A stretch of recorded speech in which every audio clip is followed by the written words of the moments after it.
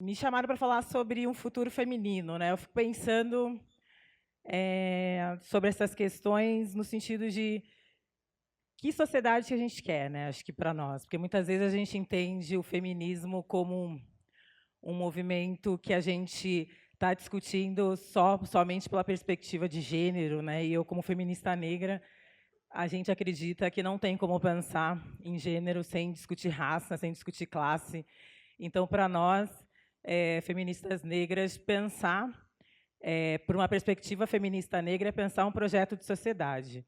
É pensar que essa sociedade ela está falida e a gente precisa de novas bases civilizatórias, a gente precisa de novos marcos civilizatórios para construir uma nova sociedade. Então, que necessariamente discutir a questão da mulher é discutir a questão da população negra no Brasil, é discutir a questão da lesbofobia, da homofobia. Acho que muitas vezes a gente acaba tratando todos esses temas em caixinhas ou querendo negar, querendo que a gente negue as nossas identidades. Então, como mulher e negra, não tem como eu lutar contra o racismo hoje e amanhã às 10h47 se der tempo lutar contra o machismo, porque essas duas opressões me colocam nesse lugar. E eu acho que esse ensinamento que as feministas negras trazem para a gente, de pensar por uma perspectiva interseccional, eu acho que é o caminho. De pensar que a questão negra necessariamente deveria ser uma questão LGBT, já que existem pessoas LGBT negras. Da mesma forma que a questão de raça deveria ser uma pauta do movimento feminista, já que existem mulheres negras, e assim por diante. E infelizmente, muitas vezes a gente insiste nessa ficar tentação de universalidade, de dizer somos todas mulheres, né? Não, somos todas mulheres, mas nós somos diferentes e a diferença ela não é ruim, a diferença ela só é ruim quando ela significa desigualdade, né? Nós temos diferenças e a gente tem que trabalhar a partir das nossas diferenças, como diz Audre Lorde ou Angela Davis, de pensar as nossas diferenças como fagulhas criativas e não ficar nessa insistência de negar essas diferenças.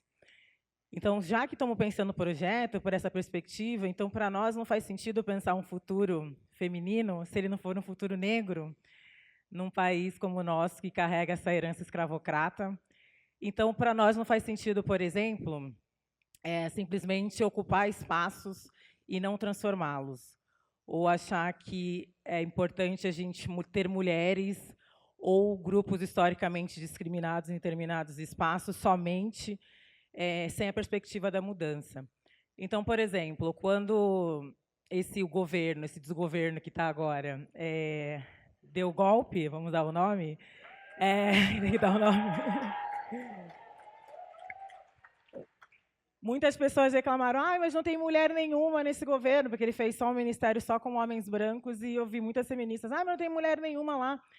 E, cara, para mim não era uma questão não ter mulher nenhuma lá, porque eu fico pensando, tá, tudo bem, se coloca mulheres lá, mas que vão representar um governo extremamente conservador. Então, do que nos serve também a gente querer a representatividade a todo custo, nesse sentido? Porque ter mulheres lá, a gente tem agora uma secretária na Secretaria de Mulheres que é contra a descriminalização do aborto, né? Então, às vezes tem mulheres lá nesses lugares que vão ser contra as nossas reivindicações. Então, acho que a gente precisa pensar mais profundamente, né? Não que não tenha que ter mulher, não existem mulheres conservadoras, a gente não discute isso no campo moral, isso existe.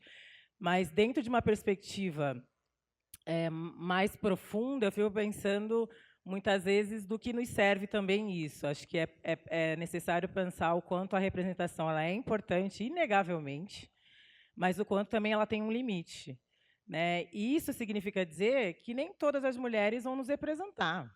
Nem todas as pessoas a gente vai se sentir representada nelas e tudo bem, porque eu acredito aqui que nem todos os homens brancos se sentem representados por todos os homens brancos, né? Então, muitas vezes eu não entendo porque essa cobrança em cima de nós, quando alguma pessoa negra, sei lá, é conservadora, sempre vê alguém, mas você viu, fulano é conservador. Eu falo, gente, vocês estão no ganho, né? Vocês ganham da gente, né, no sentido de conservador muito mais, né? Se a gente for colocar na conta, vocês estão ganhando.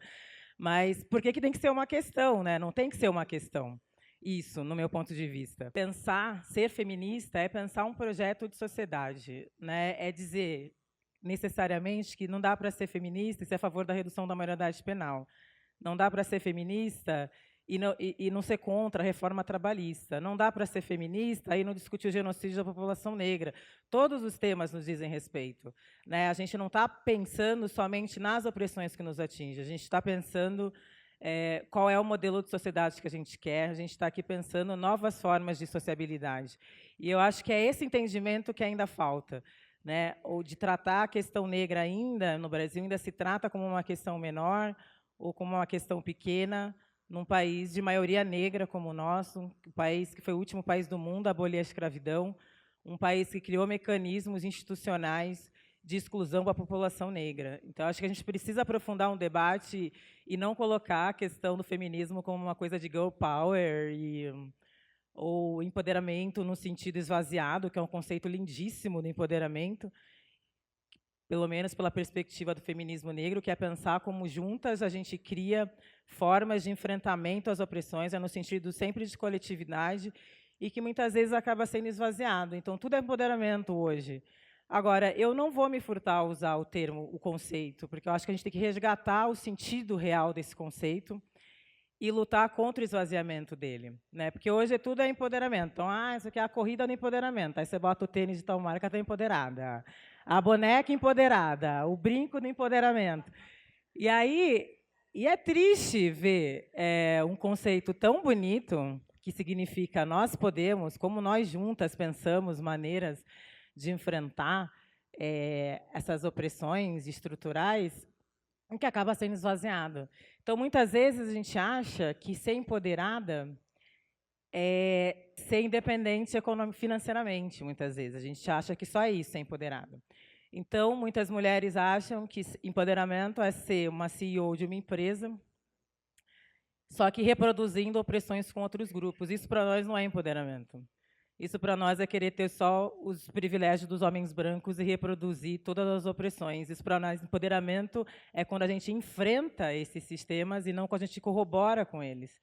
Então, tem mulher que acha que é empoderada porque ganha bem, porque tem um smartphone, uma geladeira que só falta falar, um fogão que acende sozinho, mas não entendeu que é ainda ela que cozinha, ela ainda que tem que fazer a compra para abastecer o fogão. Os papéis sociais baseados na divisão sexual do trabalho continuam os mesmos. A gente pode dizer que a gente é empoderada quando essas imposições ainda não forem enfrentadas, por mais que o teu fogão seja o mais moderno possível, é você ainda que tem que cozinhar, porque dizem que esse é o seu lugar.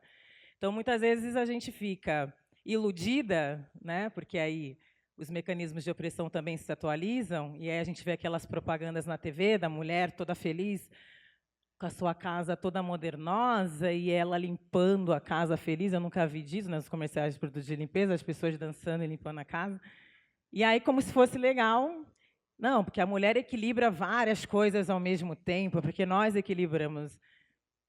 Enquanto tem mulheres estafadas e acumulando várias funções, tem vários homens não fazendo nada, não é mesmo? Então, por que a gente faz um elogio disso, quando, na verdade, isso é só mais uma maneira de nos manter extremamente ocupadas, para que a gente não tenha tempo, inclusive, para pensar em nós mesmos e para olhar para si mesma. Ser empoderada não é ter os privilégios dos homens brancos para reproduzir a opressão com os outros grupos. Ser empoderada é, sim, empoderar a si, mas a gente pensar juntas como é que a gente faz para criar formas de enfrentamento a essas opressões e de criar oportunidade para outras mulheres que ainda não tiveram as oportunidades que nós tivemos. Muitas vezes, essas mulheres que são mais privilegiadas, elas verdadeiramente acreditam que elas são livres, né? E aí, resgatando a Audre Lorde, que diz: esse poder que você está usando para me destruir, não vai demorar muito, ele vai voltar para destruir você, porque por mais privilegiada que você seja, você é uma mulher. E você também é vítima de uma sociedade machista. Então, eu tenho um exemplo que eu gosto de dar, né? Eu sou de Santos, apesar de corintiana, super. E lá em Santos tem um aquário municipal, eu levava minha filha muito ao aquário, isso é brisa de pessoas que moram em Santos. Aí eu levei minha filha ao aquário e eu lembro de ver uma raia nadando, assim, lindamente, num aquário. Eu falei, nossa, que bonita essa raia nadando, que bonito, num aquário gigante, assim, um aquário enorme. Mas eu fiquei brisando, eu falei, ela nada num aquário gigante, mas ela ainda está dentro das dimensões do aquário. Eu fiquei refletindo sobre isso. Eu falei, é o que muitas mulheres, às vezes brancas, muitas vezes pensam. Elas estão num aquário bem grande, tipo o aquário da raia. Nós, mulheres negras, mulheres trans, a gente está num aquário bem pequenininho. Aí aquela mulher, porque ela está num aquário grande, ela super acha que ela é livre, mas por mais que o aquário seja grande, ela não transcendeu as dimensões do aquário. Então, veja ela olhar para nós e pensar, vamos juntas quebrar o aquário para a gente disputar o mar aberto, para a gente disputar o oceano. Ela quer ficar aumentando o aquário dela, diminuindo o meu, achando que com isso ela é livre, mas ela não entendeu que ela ainda também está presa dentro do aquário. Eu acho que é essa perspectiva que falta para a gente entender. E de pensar um futuro feminino, eu penso que é nós discutindo isso. A gente tem que ser o sujeito que vai discutir essa história. Mas a gente não pode ser esse sujeito que vai reforçar o status quo. A gente tem que pensar como que a gente cria formas de interligar as nossas lutas e pensar, de fato, uma sociedade transformadora. Para isso, é necessário a gente ter escuta. Muitas vezes a gente... E uma escuta qualificada, e falta muito escuta, infelizmente. Então, quando a gente fala assim, lá vem lá as feministas negras de novo, chatas, falando. Eu fico, imagina, se você acha chato eu falar, imagina viver na minha pele o que eu passo, né? Eu acho que falta essa perspectiva de entender. E aí, quando a gente fala de empatia, eu acho que é importante também ressignificar o que a gente entende por empatia. Porque muitas vezes as pessoas falam, tem que se colocar no lugar do outro. Cara, eu nunca vou saber o que é ser uma travesti. Eu nunca vou saber o que é sentir essa opressão. Eu não sei o que é. Então, não tem como eu me colocar no lugar. Porque, por mais que eu possa entender, refletir criticamente sobre isso, entender teoricamente como que se dá a transfobia, eu não sei o que é sentir na pele. Eu não sei o que é fazer parte de um grupo extremamente vulnerável, que é um dos grupos mais vulneráveis no Brasil. Mas eu posso pensar como que o meu lugar pode impactar diretamente na dor daquela pessoa. Eu acho que empatia é isso, é pensar como que o meu lugar impacta diretamente na opressão do outro, como o meu lugar de privilégio significa opressão para outro grupo, e como que o meu não fazer nada significa manter aquele sujeito num lugar da dor e do sofrimento. É isso que a gente tem que refletir. E aí a gente vai discutir, as pessoas que estão num lugar de privilégio vão entender que discutir racismo, discutir machismo não é uma questão só nossa, que é necessário as pessoas brancas discutirem racismo pelo ponto de vista da branquitude, pelo ponto de vista do poder, do que significa ocupar esse grupo que vem historicamente se beneficiando. E é necessário fazer essa discussão. E não achar que isso é só um debate nosso, da população negra, que tem que discutir isso. Né? Da mesma forma, os homens. Passou da hora de discutir masculinidade. Passou da hora de discutir essa masculinidade tóxica. Como que essa masculinidade está ligada diretamente à violência, à agressividade. E como que o não fazer nada dele significa na nossa violência num país que a cada 11 minutos uma mulher é estuprada. É chegar para o cara que assediou uma mulher e falar, cara, isso é assédio. É chegar para o companheiro que não paga pensão e falar, meu filho, você não paga pensão, não vai andar mais com a gente, não. E não dar tapinha nas costas dele e tomar cerveja como se nada estivesse acontecendo. É chegar para o parça lá que agrediu a companheira e falar, mano, só agrediu sua companheira. Ouvir o que as mulheres estão falando. Porque também não adianta se dizer o feminista ficar passando pano para homens agressores, para homens violentos. Então, é esse...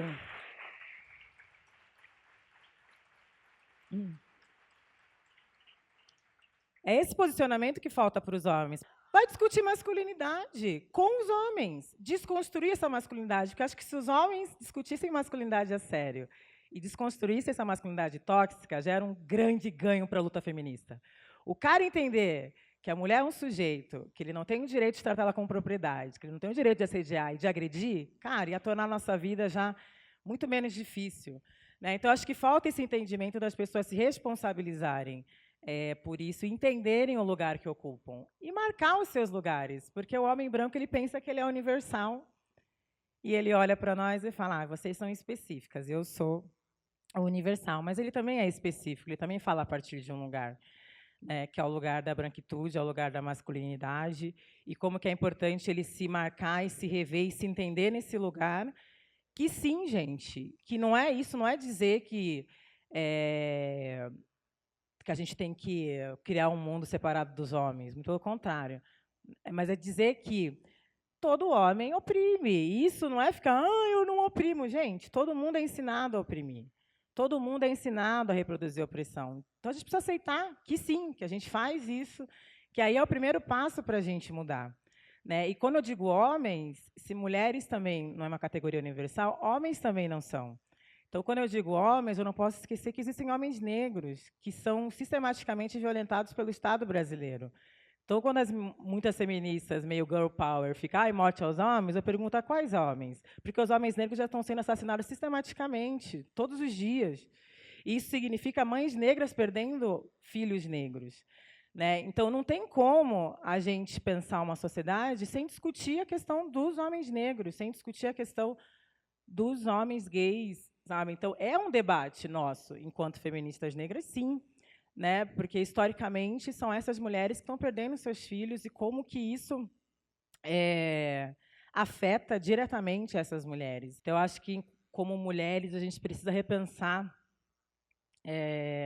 estratégias, se repensar do que a gente entende de projeto, de que qual é a sociedade que a gente quer. E eu acho que também se fazer a pergunta, até que ponto a gente legitima o poder que a gente diz condenar? Porque muitas vezes a gente se coloca como feministas e a gente está o tempo todo legitimando opressões com outros grupos. Então, se racismo é uma opressão estrutural, machismo é uma opressão estrutural, pressão de classe é uma opressão estrutural, não tem como a gente criar mecanismos para combater uma e reforçar a outra, porque é alimentar a mesma estrutura. Então, se a gente não entender que a gente tem, que essas opressões precisam ser vistas de maneira entrecruzadas, de maneira interligadas, que existem sujeitos que combinam identidades, a gente não avança, a gente avança um pouquinho, mas retrocede aqui. Né? E acho que falta muito ainda, acho que as pessoas precisam, de fato, ler, conhecer a produção intelectual de mulheres negras. Existe uma produção vastíssima. Eu sempre digo isso, as pessoas lessem o que as mulheres negras escrevendo historicamente, a maioria das tretas de internet não aconteceriam. Então, o que acontece hoje em dia? Por conta das redes sociais, as pessoas acham que elas podem falar sobre tudo, absolutamente tudo. É a síndrome da alta importância. Então, eu vou falar. Não interessa que ela não sabe absolutamente nada sobre aquilo, mas ela tem que opinar. E aí, as pessoas têm que ter responsabilidade sobre o que falam. Não interessa que é uma rede social, tem que ter responsabilidade sobre o que fala. E aí eu brinco, e como feminista negra, a gente tem que combater racismo, machismo e achismo. O achismo é uma grande opressão estrutural. Porque as pessoas acham, porque elas acham que aquilo é verdade. Tipo, é só o que você acha, amigo, não quer dizer nada. Eu posso achar que eu sou a Beyoncé, isso não retira o fato de eu não ser, não é mesmo? Posso achar. Então, quando você achar... Eu posso achar que o Corinthians é melhor do que o Palmeiras. Eu sou corintiano, eu vou achar isso para sempre. Eu posso achar que sorvete de chocolate é mais gostoso que sorvete de morango. Mas eu não posso achar que racismo não existe. Eu não posso achar, quando diz respeito à vida de pessoas, à oportunidade de sujeitos, é no mínimo leviano eu querer achar alguma coisa. Ou você sabe, ou você vai procurar saber. Né? Porque se você continua no achismo, mesmo com todos os fatos mostrando para você a realidade violenta às quais as mulheres são submetidas, as pessoas negras são submetidas, e você quer continuar achando, você pode não necessariamente ser a pessoa que atira, né, que dá o tiro, mas você é aquela pessoa que pula o cadáver que está no chão, porque você está fingindo que aquilo não existe, que aquilo não acontece, porque você acha, porque você resolveu achar. Então, é importante, sobretudo, se informar, entender qual é a sociedade que a gente vive. Não tem como a gente, como brasileiro e brasileira, não estudar profundamente a sociedade que a gente vive, porque a pergunta que a gente tem que fazer é: a gente vai ser o sujeito que concorda com isso ou a gente vai ser o sujeito que vai se colocar contra isso? E a gente precisa se aprofundar e ter humildade. Ninguém sabe tudo, e tudo bem. Né? Ter escuta e entender que o incômodo ele é necessário. O incômodo é uma ferramenta importantíssima, porque é a partir do incômodo que você vai refletir sobre. Se você se incomodou com o que eu falei aqui, eu espero que as pessoas realmente tenham se incomodado, porque eu ficaria preocupada se não, pensar o que vai refletir a partir desse incômodo. Porque o lugar que a gente ocupa, necessariamente a gente vai trazer narrativas de incômodo, porque as pessoas querem mudar a sociedade no conforto. As pessoas querem mudar a sociedade sem ter que mudar a si mesma, sem ter que se confrontar com as suas contradições. E não existe, né, revolução feita com flores. A gente precisa, e essa revolução não é algo que acontece agora. né? Como diz a Audre Lorde, é algo que a gente vai plantando, é algo que a gente vai fazendo. E talvez não vai ser a nossa geração que vai ver, mas as outras gerações, como as outras gerações anteriores promoveram mudanças que elas não viram e que a gente hoje vê.